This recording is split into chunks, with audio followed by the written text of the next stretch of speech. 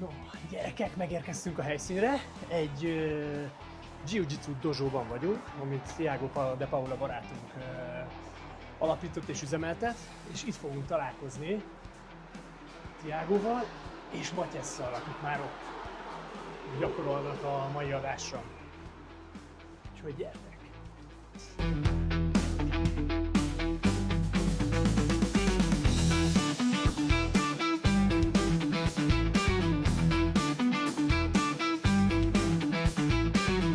Sziasztok! Sziasztok! Szeretettel üdvözlünk benneteket, egy különleges helyszínen vagyunk, és egy különleges sztár vendéggel.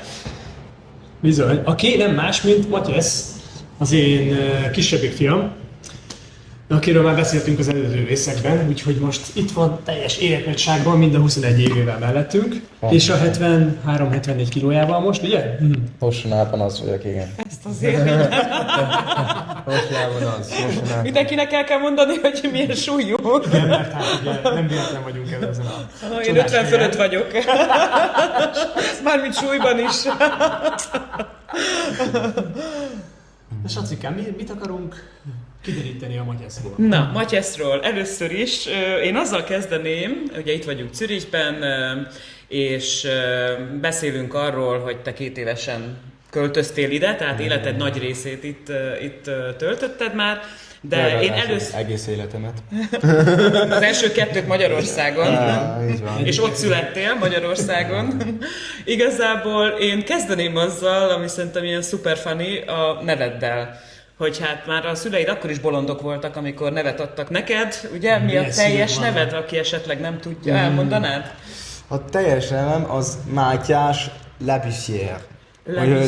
Úgyhogy egy nagyon magyar név, és egy nagyon francia név. És hát együtt érdekes kombináció. És hát főleg itt Svájcban ez mindig, hogy amikor mondom a nevemet, 2 T-vel, meg 1 H-val szokták leégni, és Matthiasnak szoktak hívni. Ezt gondolom. Hányszor kell lebetűznöd? Mindig, hát amúgy mindig. Hálás vagy a szüleidnek, ugye? Igen, hát Anyukát hibája igazából. Ő a Labussière. Ő a Labussière, igen. Én Szabót akartam. A Szabó is egyszerűbb lenne itt Svájcban, ugye? Mert Szabó. Szóval mikor akarsz nemet és nevet változtatni? úgy már megváltoztattam, de még nem mondtam el senkinek. Majd ha valami lesz az új neve? Meglepetés. meglepetés. Meglepetés, Mátyás? Meglepetés lesz az. De szóval, visszatérve a sztoridra, Matyeszkám, ugye 2 évesen még ugye a beszédcentrum kialakulása előtt kerültél ide. Ez a legjobb 2 év az életemben voltam. És már volt egy anya és egy apanyelved, ugye? Aha, Úgyhogy igen. teljes zűrzavar, és átkerültél egy másik országba, ahol pedig egy harmadik nyelvet kellett megtanulnod, a kis óviba, a kis bölcsibe. Egyébként neked, amikor megkérdezik, hogy mi az anyanyelved, akkor mit mondasz? Én azt szoktam mondani, hogy francia meg a magyar, mert hát azzal nőttem fel otthon. Aha. Én azzal a nyelvekkel beszéltem a szüleimmel, és hát azt mondom, meg itt nőttem fel, igazából a német is egy anyanyelv, Igen. mert ezt is tökéletesen tudom használni, meg tökéletesen beszélek németül is, úgyhogy ráadásul 3 anyanyelvem van. Ugye ezt elmondtuk az előző részekben, hogy Matyesz a német iskolákba járt, rendes svájci lokális iskolákba irattuk be annak idején. Nem szerettük volna elvinni egy ilyen angol száz internacionális irányba, ha már itt éltünk Svájcban, az fontos volt nekünk, hogy integrálódjunk. És hát ebből kifolyólag valóban a Matyesz és a tesója, az ő egymás között mindig svájci németül beszélnek és beszéltek, igaz? Igen. Nem emlékszem nagyon, hogy volt az elején, hogy magyarul, vagy német, vagy franciául beszéltünk együtt, amikor még kisebbek voltunk. De valamikor csak elkezdtünk németül, meg svájci németül beszélni együtt, meg tehát mind a ketten svájci suliba jártunk, ott mindenkivel németül beszéltünk, hogy németül is beszéltünk egymással. És azóta nem változtattuk meg. Néha, ha kimegyünk, együtt vagyunk kint pulizni, és klubban vagyunk, akkor elkezdünk magyarul beszélni Mert ezt senki egymással, nem érti. mert ezt senki nem érti, Ez nagyon jó és így egyből megtalálod egymást. Hallasz valami magyar hangot, hogy egyből össze-vissza nézik, ki a fasz beszél itt magyarul, és svájci technoklubban, és tesó, és megtaláltuk egy. Ja. De szóval egymás közt következetesen azért svájci németről Igen, beszéltek, igen, pontosan. anyukával azonnal váltatok a franciára, és apapajtással pedig akkor magyarul. Igen, a szerencsés, akkor magyarul szoktunk beszélni vele. Jó, és ha beszéltek, ugye? Abban egyáltalán beszélünk. Volt azért a 15-16 éves kor környékén a beszélgetéseink nem voltak túl mélyek, ugye?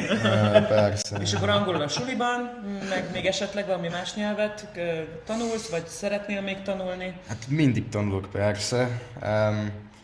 Itt a dozsóval mindig próbálok portugálul beszélni, Igen? de ez nem olyan szokott nagyon sokat értek már, amikor például a Tiago beszél, nem magyarul, hanem... Puszi, Puszi, azt mindenki tudja a családban és az én gyerekeimnek is az Nem, de ugye portugál egy kicsit meg akartam tanulni, de csak nincs időm rá a beszélés megtanulni, de már nagyon sokat értek, amikor egymással beszélnek, vagy ha néha szokott pár dolgot portugál mondani, azt értem már. Lengyelül is megtanultam most egy kicsit, mert sokat vagyok most lengyel, sokat leszek. Lengyelországban? Hát főleg a sport miatt mostanában a jiu-jitsuval, meg sok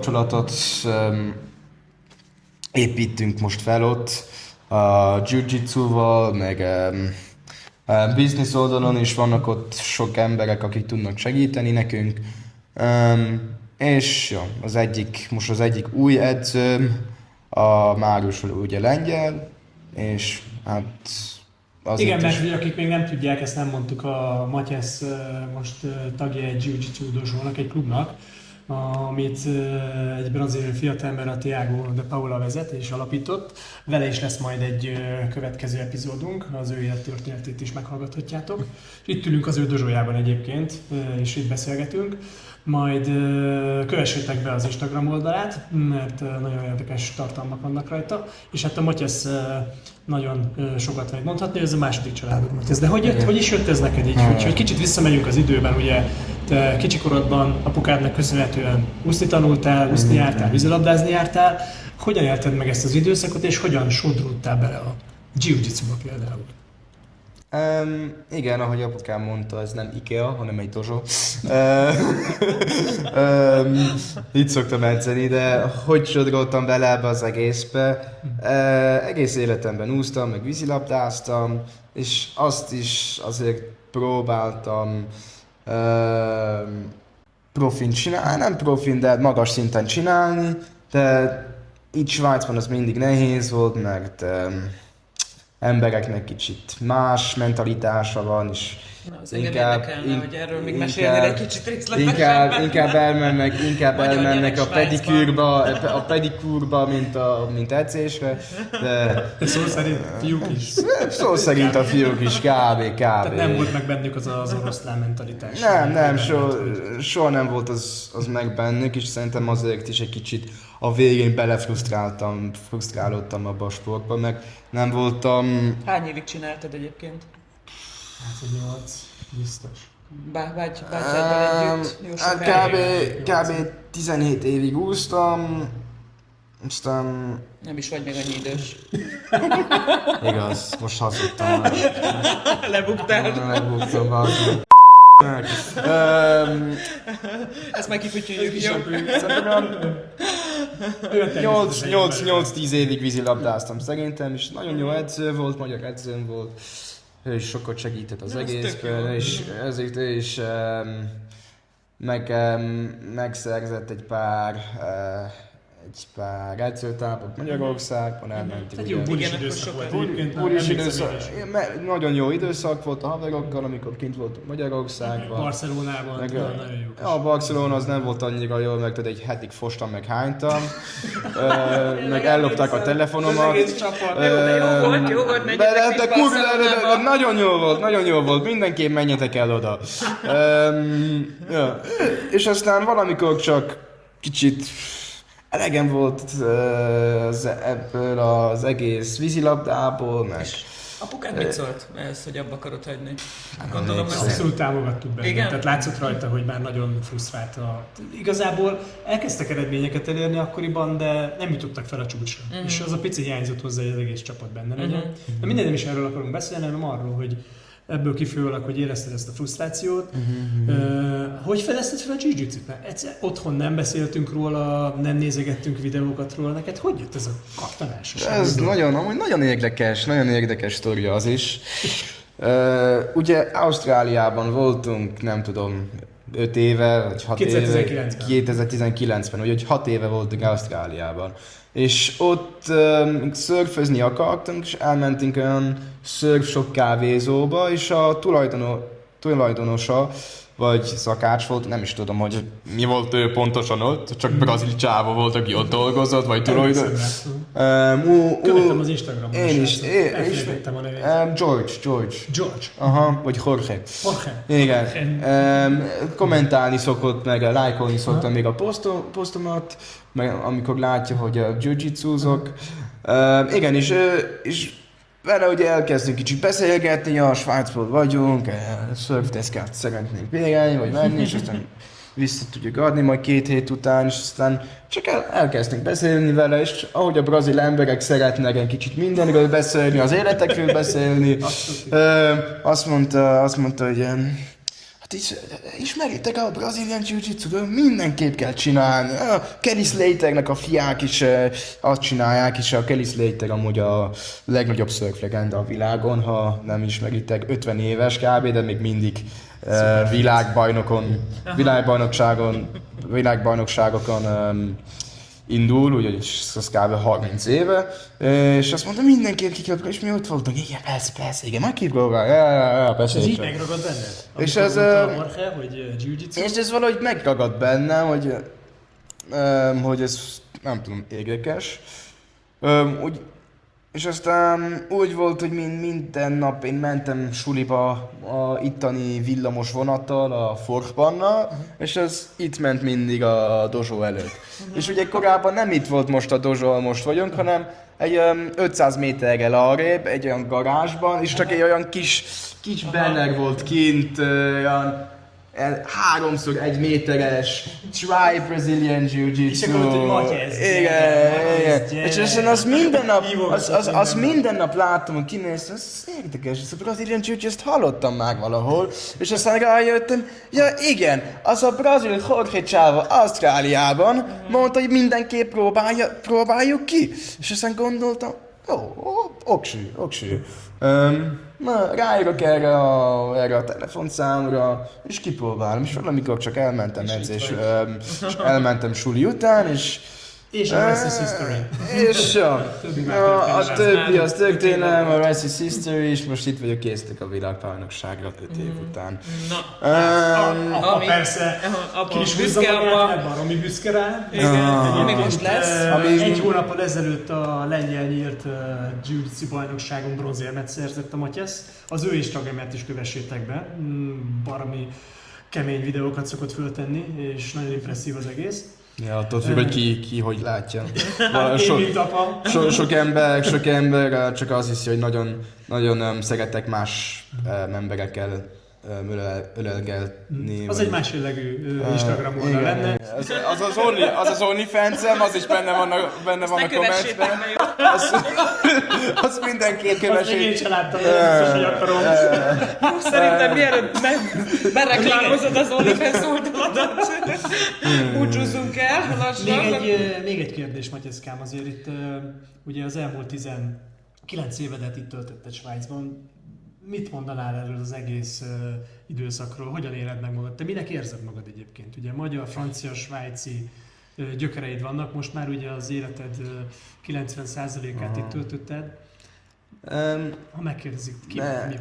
Én nem mondanám, hogy svájci vagyok, mert nincs bennem a svájci mentalitás. Hogy azért Svájcban élek, integrálva vagyok, igazából élem ezt az egész kultúrát, de csak szerintem a mentalitásom az nagyon más, mint minden más svájci embertől. Azért ez a mi hibánk is. Illetőleg erényű. És amúgy nagyon örülök, hogy nem az, mert akkor aki ismeri a svájci embereket, az most tudja, hogy miről beszélek. Egy nagyon vicces nép, szeretünk itt igen, lenni. Igen, persze. Úgyhogy én mindig azt szoktam mondani, francia meg magyar vagyok, de van egy svájci útlevelem. Úgyhogy még pontosan tudom, hogy honnan jövök, meg hogy hol vannak a gyökereim, de hát van még egy svájci útlevelem. Ennyi. És hogyan tovább? Hogyan képzeled az elkövetkező 10 évedet mondjuk? Hát most szerintem még egy ideig itt fogok Svájcban élni, azért meg itt nagyon jó élni, nagyon magas a élet színvonal.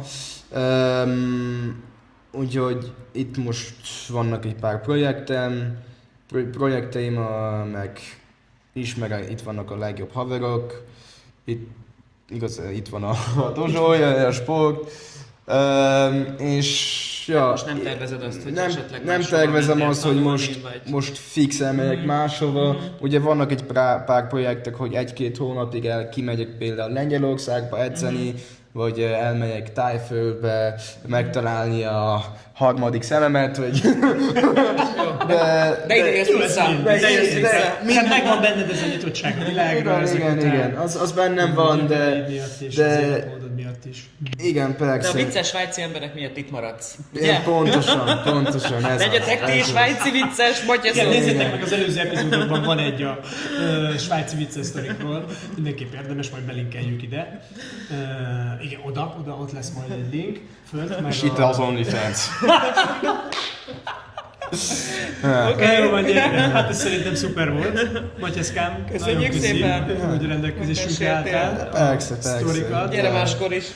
Gyertek ti, itt vagyok Svájcban, ti mindig elmentek, nem tudom, Argentínába, Tájföldre, Vietnám. Nehezen fordulok ki a komfortzónámból, csak apukád utazik állandóan. Na szóval, köszönjük, hogy megnéztétek ezt a részt is. Szuper érdekes volt így a következő Z-generációval beszélgetni nekünk, boomereknek, ugye? Nem is merültünk bele annyira ebbe a Gen Z és a boomerek közötti különbségekbe, de nem is ez volt a cél. Iratkozzatok fel a csatornára, létszi, lájkoljátok a videókat. Meg az OnlyFans! És gyertek vissza a következő részekre. Sziasztok! Sziasztok!